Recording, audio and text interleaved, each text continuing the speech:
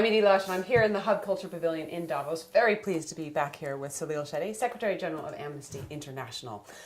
Tell me, what's been your message at Davos this year?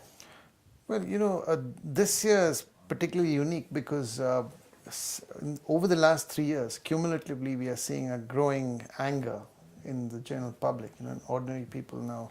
Of course, we saw it in the Arab Spring, that's ongoing shame in Syria that so many people are dying. But it's not just the Arab countries. We've seen this in China, in Russia, in South Africa after the mining protest. In my own country, in India, with the rape of the woman in Delhi, such a spontaneous outburst of anger.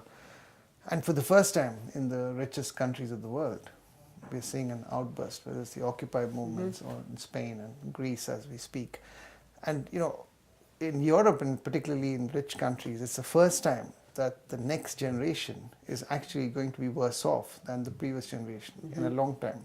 I have friends of mine, Europeans, etc., who are not sure if their kids are going to get jobs. I mean, that used to be the pattern, the standard thing in Africa, Asia, but it's never happened before in Europe. So the growing inequality and the lack of hope, particularly amongst youth, is explosive.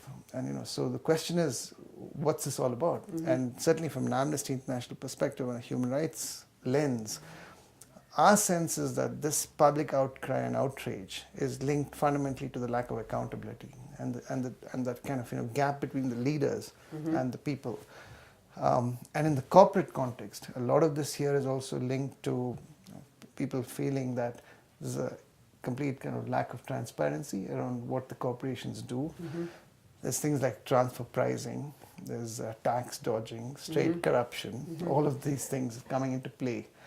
And so our message to Davos is that this growing inequality is something which you can't ignore. It has a direct human rights impact, and that in turn is going to affect stability and long-term economic prosperity. So that seems to be a message definitely for business to begin with. But if you take a country like Syria, it's more of a message for the government, isn't it?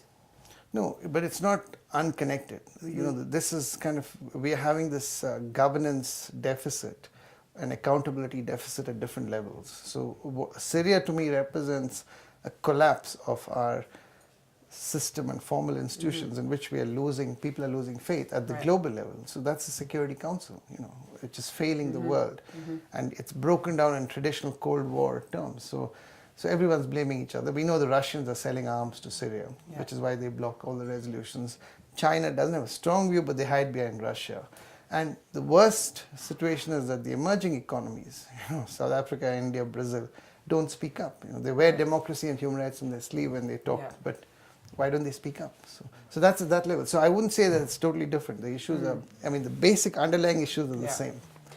Last year, I remember when you came in, you had been down talking to the Occupy protesters, but they're not here this year, yet things are still pretty bad. So where have they gone?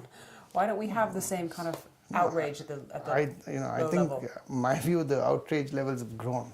It's not reduced. I'm not sure exactly what their strategy is, but the link between what I'm saying of businesses and governments is an important one. The question is important because traditionally, if you look at the relationship between inequality and human rights, it might not be very obvious. But the fact of the matter is, there is no human right to equality of wealth. Right. And maybe you could say that that's a good thing. But the fact is, governments have a legal obligation, at least at a minimum, to provide adequate standard of living for all their citizens. Now, that means if they have to provide that means they need tax revenues and resources. And when you have a recession as it is, and then you have companies who are not paying their taxes or individuals who are dodging taxes, the resource base of the government is undercut. And then they cut services, which is what the whole austerity stuff is about. And who is the one who's suffering as a result of that? The people at the bottom of the pile. I have had people in here speaking to me about the fact that we will reach the Millennium Goal of cutting extreme poverty or getting rid of it by 2015. Surely that's a cause for hope. No, I'm generally hopeful, as you know. That's where I worked on these goals. Actually, the interesting thing is, and we've had several panel discussions on the Millennium Goals inside here as well.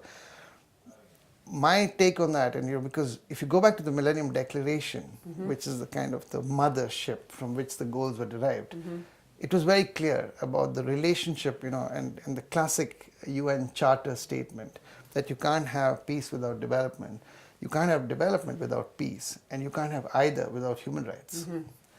But everyone's forgotten that. Right. So the net effect of this is now, the successes we've seen in the goals, which are real, tangible successes, are the sort of low-hanging fruits. We've got all the early victories.